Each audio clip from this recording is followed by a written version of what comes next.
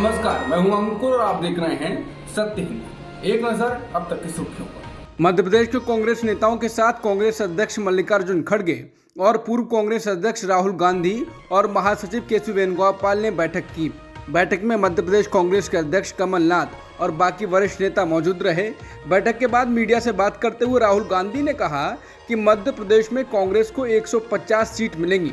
उन्होंने कहा कि कर्नाटक की तरह हम मध्य प्रदेश भी जीतने जा रहे हैं। इसके अलावा कमलनाथ ने कहा कि मध्य प्रदेश के चुनाव में करीब 4 महीने बचे हैं। बैठक में मध्य प्रदेश के भविष्य और राज्य के महत्वपूर्ण मुद्दों पर चर्चा हुई। हम जनता के मुद्दों को ध्यान में रखकर चुनावी मैदान में उतरेंगे। मध्य प्रदेश में नवंबर 2023 में विधानसभा चुनाव हो सकते हैं। उससे पहले चुनावी साल में मध्य प्रदेश की शिवराज सरकार साड़ी, जूता, सैंडल, पानी की बोतल और छाता बांटने जा रही है। मध्य प्रदेश के 15,24,000 परिवारों को एक सरकारी योजना के तहत ये सामान दिया जाएगा। कहा जा रहा है कि जून के तीसरे या चौथे सप्ताह में मुख्यमंत्री शिवराज सिंह चौहान साड़ी, जूता बांटना शुरू करेंगे। हालांकि ट्विटर पर लोगों का कहना है कि अब पीएम मोदी अपने मुख्यमंत्री के द्वारा बांटी जा रही रेवड़ी को रोकेंगे। कहा जा रहा है कि मध्य प्रदेश में मुख्यमंत्री शिवराज सिंह चौहान एक बार फिर सत्ता में काबिज होने के लिए समाज के हर वर्ग को साधने में लगे हैं, जिसके तहत वो रेवड़ी बांट रहे हैं।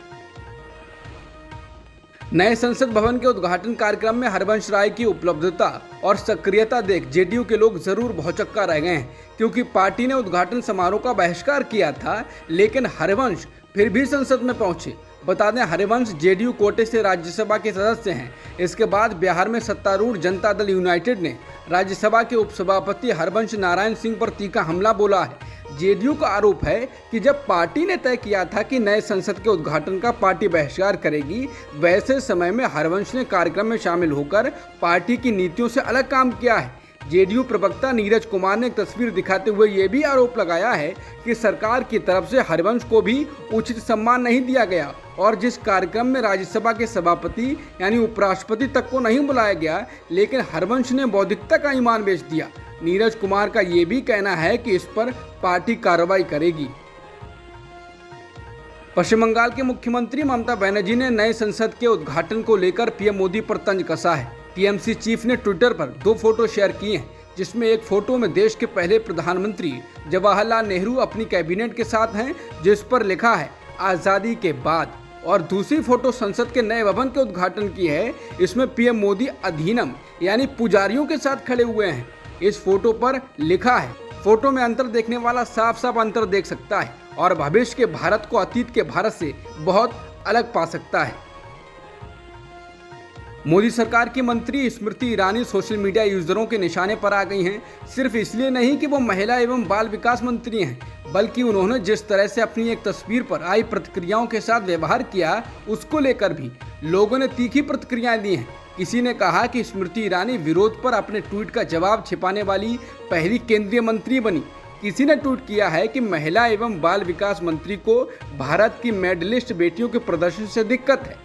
फैक्ट चेक करने वाले एक वेबसाइट के मोहम्मद जुबैर ने स्मृति ईरानी के ट्वीट को रीट्वीट करते हुए लिखा है, प्रतिक्रियाएं छिपाई गई हैं। ये प्रतिक्रियाएं स्मृति ईरानी के एक ट्वीट पर आईं। ईरानी ने वो ट्वीट नए संसद भवन के उद्घाटन के दौरान किया था। उसमें उन्होंने एक तस्वीर को साझा किया था। उस तस्वीर में दिखता है कि केंद्रीय मंत्री स्मृति ईरानी उस फ्रेम में आ गई थी जब फोटोग्राफर केंद्रीय गृह मंत्री अमित शाह की तस्वीर खींच रहे थे। उनके इस ट्वीट पर लोगों ने खूब प्रतिक्रियाएं दी। वो प्रतिक्रियाएं नए संसद भवन के पास ही प्रदर्शन कर रही महिला पहलवानों के प्रदर्शन की तस्वीरों के रूप में है। सोशल मीडिया यूजरों ने उन तस्वीरों को पोस्ट करते हुए स्मृति ईरानी से पूछा था, क्या महिलाओं का सम्मान इस तरह आपकी सरकार करती है? लेकिन ये प्रतिक्रियाएं कथित तौर पर छुपा दी गईं। इसको लेकर सोशल मीडिया यूजरों ने आपत्ति की। लोगों ने उनके महिला एवं बाल विकास मंत्री होने पर तंज कसा और कहा, क्या ऐसा करने में क्या शर्म नहीं आती है? किसी भी संघर्ष में शायरी तब याद आती है जब आप अपनी हताशा को नहीं छोड़ना चाहते। पहलवान विनेश फोगाट ने आज अपने दिन की शुरुआत ऐसी ही गजल की कुछ लाइनों से की है। उन्होंने ट्वीट में लिखा है, दरिया अब तेरी खैर नहीं, बूंदों ने बगावत कर ली है, नादाना समझ रे बुजदिल, लहरों ने बगावत कर ली है, हम परवाने हैं मौत समा, मरने का किसको खौफ यहाँ, रे तलवार तुझे झुकना होगा, गर्दन ने बगावत कर ली है। बता दें, महिला पहलवानों के लिए कल का दिन काफ़ी हताशा और निराशा का रहा था। जब उन्होंने नए संसद भवन की ओर महिला महापंचायत आयोजित करने के लिए कदम बढ़ाए तो उन्हें दिल्ली पुलिस ने रोक लिया और उनको सड़कों पर घसीटा गया और वीडियो उसके वायरल हुए। हालांकि संसद के अंदर पीएम मोदी लोकतंत्र की परिभाषा बता रहे थे, लेकिन बाहर इसके विपरीत हो रहा था। विरोध प्रदर्शन कर रहे पहलवान बजरंग पूनिया ने एक पूर्व आईपीएस अधिकारी के ट्वीट पर जवाब में लिखा है कि वो गोली खाने को भी तैयार हैं। बता दें, पूर्व आईपीएस एनसी अस्थाना ने एक ट्वीट में ये प्रदर्शन कर रहे पहलवानों पर कार्रवाई को सही ठहराते हुए ये लिखा है कि अगर जरूरत पड़ी तो गोली भी मारी जाएगी, जिसके बाद बजरंग पूनिया को ये कहना पड़ा है। दरअसल पूर्व आईपीएस ने ट्वीट कर कहा था, जरूरत हुई तो गोली भी मारेंगे, मगर तुम्हारे कहने से नहीं।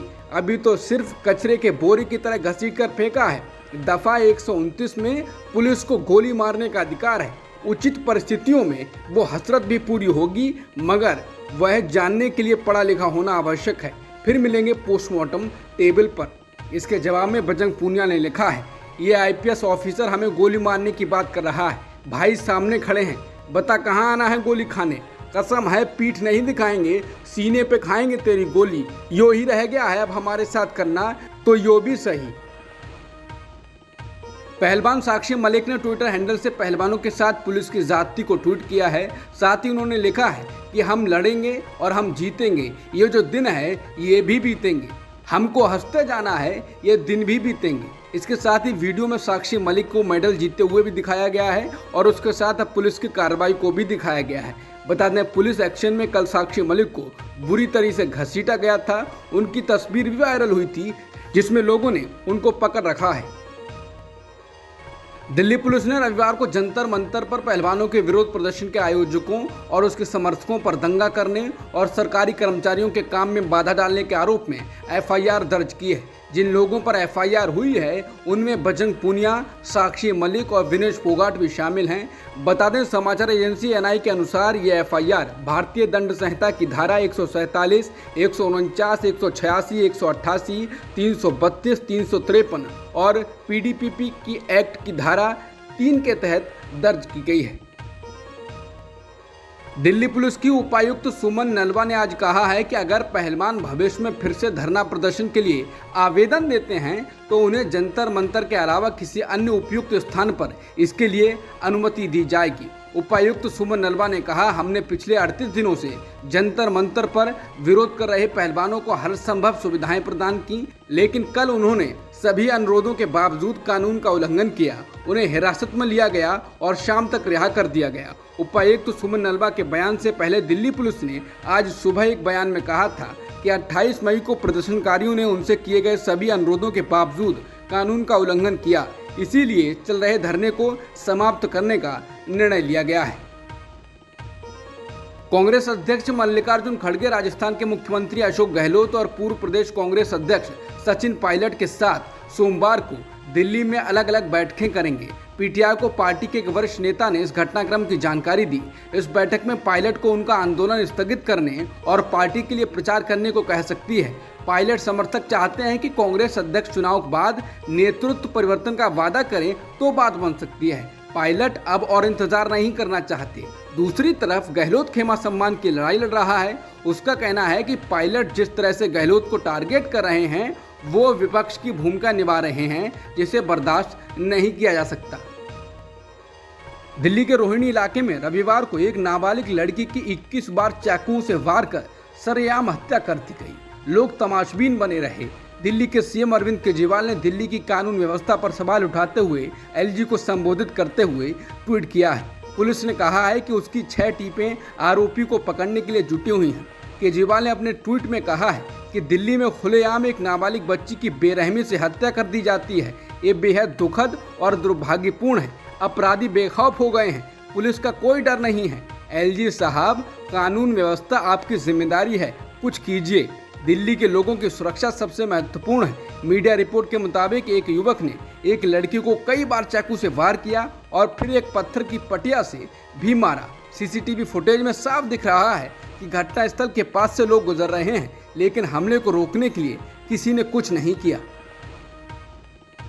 रेचेप तैयब अर्दोआन तीसरी बार तुर्की के राष्ट्रपति बन गए हैं और अब नरेंद्र मोदी सहित दुनिया के शीर्ष नेता उन्हें बधाई संदेश दे रहे हैं। प्रधानमंत्री नरेंद्र मोदी ने अर्दोआन की जीत पर ट्वीट कर कहा है, तुर्की के राष्ट्रपति पद पर दोबारा चुने जाने के लिए रेचेप तैयब अर्दोआन को बधाई। मुझे भरोसा है कि हमारे द्विपक्षीय संबंध और वैश्विक मुद्दों पर सहयोग आने वाले समय में भी बढ़ना जारी रहेगा। अब तक की खबरों में इतना ही। बाकी खबरों के लिए बने रहिए सत्यहिंदी.com के साथ।